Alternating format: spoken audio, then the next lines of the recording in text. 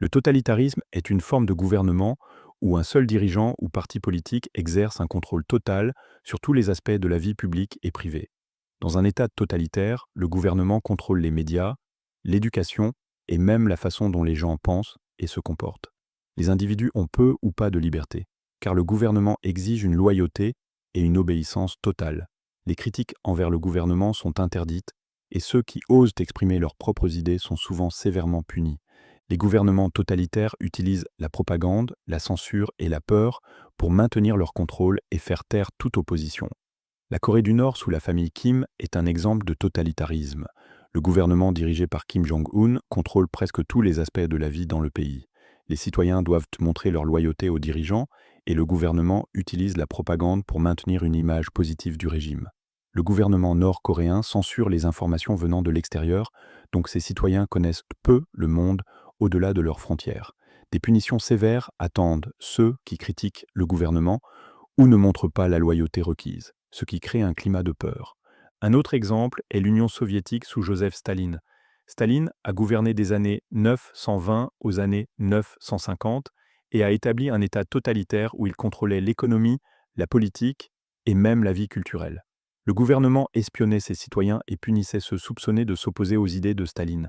Des millions de personnes ont été envoyées dans des camps de travail ou exécutées pendant cette période car le gouvernement cherchait à éliminer toute menace perçue contre son pouvoir. Le totalitarisme a des effets dévastateurs sur les individus. Les personnes vivant sous un régime totalitaire n'ont aucune liberté d'expression ni de choix personnel.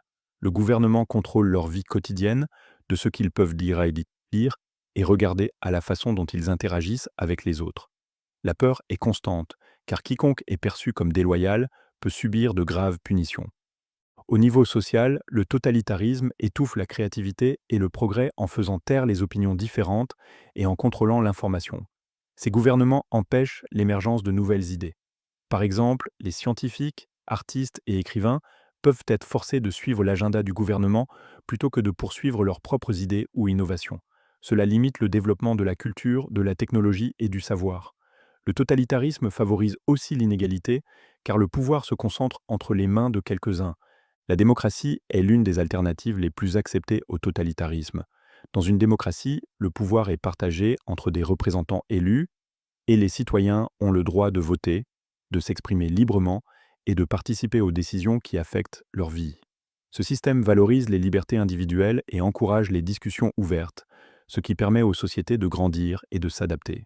Par exemple, les gouvernements démocratiques ont souvent des mécanismes de contrôle pour empêcher une personne ou un groupe d'obtenir trop de pouvoir, ce qui garantit la protection des droits des citoyens.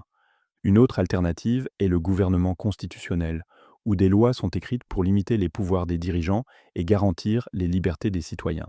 Ce système offre stabilité et équité, car aucun dirigeant ne peut changer les règles selon ses intérêts.